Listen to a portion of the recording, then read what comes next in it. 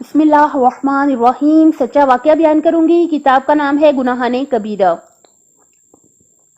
مسعدہ بن زیاد نے کہا ہے کہ میں حضرت امام صادق علیہ السلام کی مجلس میں بیٹھا تھا کہ ایک شخص نے آپ سے عرض کیا کہ میں اس وقت اپنے گھر میں آرام کرنے جاتا ہوں جب پڑوسی کی لونڈیاں گانے بجانے میں لگی ہوتی ہیں، اور کبھی کبھی میں زیادہ ٹھہر جاتا ہوں تاکہ ان کی آوازیں زیادہ سن سکوں. آپ علیہ السلام نے فرمایا گانے سننا بند کر دے. اس شخص نے کہا اے میرے مولا، میں ان کی محفل میں تو گیا نہیں، صرف ان کے گانے ہی کی آواز سنتا ہوں.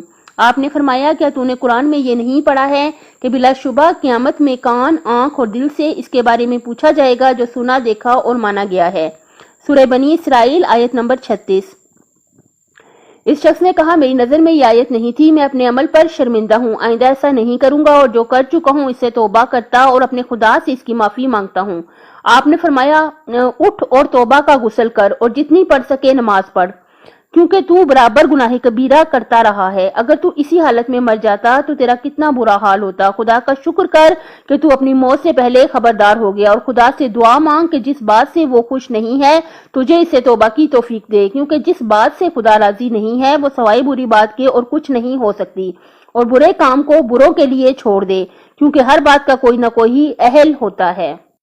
اللہ تعالیٰ سے بھیک مانگ مانگ کے التجا کرتے ہیں کہ اللہ تعالیٰ ہمیں ہر اس کام سے بچا لے جو اللہ تعالیٰ کو ناپسند ہے، اور جتنے بھی ہم برائیاں گناہ کر چکے ہیں، جو باتیں بھی جو ہم کر چکے ہیں جو اللہ کو ناپسند تھیں، اللہ تعالیٰ سے بھیک مانگ مانگ کے التجا کرتے ہیں کہ ہمارے سارے کے سارے گناہان کبیرہ اور صغیرہ جتنے کہ ہم اپنی زندگی میں کر چکے ہیں، سب کے سب بحق محمد و آل محمد معاف کر دے.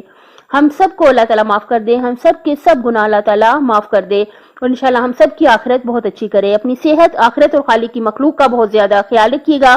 اللہ تعالیٰ دنیا اور آخرت میں حامی و ناصر ہو آپ کا.